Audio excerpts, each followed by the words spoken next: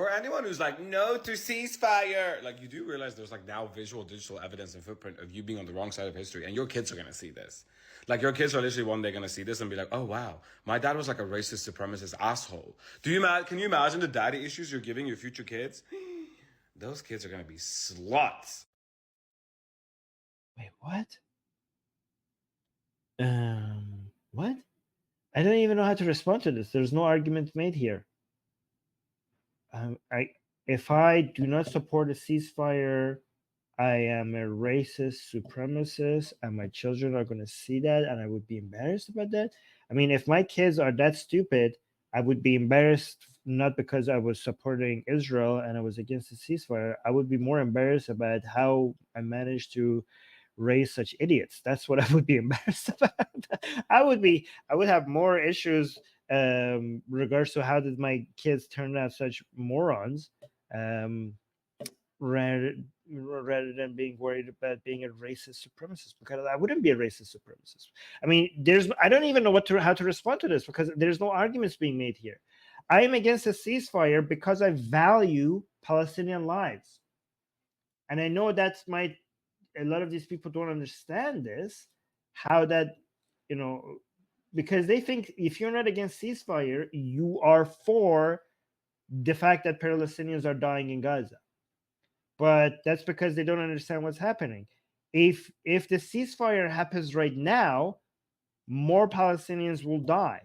Okay, so I am in favor of protecting Israelis and Palestinians. Okay, if you have a ceasefire too early, more Israelis and more Palestinians will die. So you think like 30,000, 40,000 Palestinians dying, that's a high number. The number would be higher if Hamas manages to regain control again over Gaza. You should be against the ceasefire if you care about Palestinians, because you should be fearful about this whole thing happening all over again. Because if Israel doesn't finish the job in removing Hamas from power in Gaza, then Hamas, especially the Rafah part, which is connected to Egypt, which where they get all their ammunition and all their money and all their support from, that's the main part. In fact, if you want to criticize Israel, you should be criticizing for why they only started from the north instead of starting from the north and south at the same time. Because the south part is the key part that they should be finishing the job in. That's the area which connects Hamas with the rest of the world, which connects Hamas to Egypt and to Qatar and to the Islamic Republic of Iran. That should have been the priority, right? So you should want them to finish the job there, because you should want, for the sake of Palestinians, for Israel to get rid of Hamas in Gaza. Because if Hamas manages to regain control over Gaza, they have promised to do October 7th again, and Israel will have to do all of this thing over and over again at a future date. And you're going to have another 30,000, another 40,000 casualty. Well, not all of it is casualty. Half of it is civilian. So let's say, 20,000 civilian casualties, right? That would be the tragedy if you have to do this all over again. You have to understand that the main part of the attack that costs civilian casualties is the initial phase, which requires heavy bombardments, heavy aerial bombardments. So with that out of the way, you need to make sure that Israel finishes the job, so that initial phase, when Gaza is rebuilt, and Hamas is back in power, Israel will have to come and do this all over again. Do you want this to happen all over again? How much do you have to hate Palestinians for you to want this to happen all over again? So now that nobody else is willing to pay the price, who else is there? The Palestinians should be begging Israel to stay in Gaza.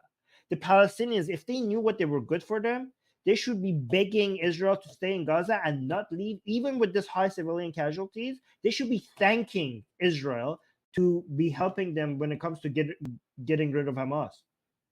Like, please don't leave. Please finish the job. Please make sure that this does not have to happen all over again. Please make sure you stay and get rid of these a-holes so that they don't regain control over. Because once you don't understand that if Israel leaves right now, because they need to rebuild Gaza, there are going to be so many things coming through Egypt back to Gaza.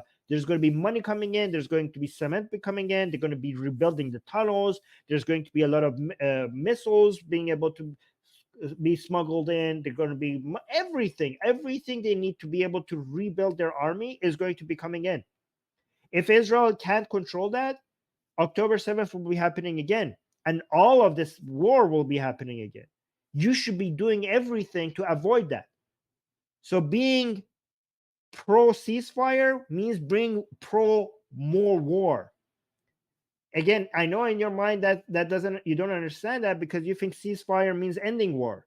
Not always. Here, ceasefire, here in this case, for example, ceasefire means more war. And if you are too stupid to understand that, let me explain to you. Just like when the Allies attacked Nazi Germany, that war meant less war, right? Because if they didn't attack, the whole world would be going into war for a longer period of time, right? In the same way, this war means less war. Sometimes you need to support war for the sake of having less war. This is a war that if you end it too early, you are going to end up having more war, and more civilians will die. I know this is not, it's not as complicated as you think. Sometimes you have to destroy evil, and there's going to be a heavy cost to it. But again, the cost of not doing it is going to be a lot more.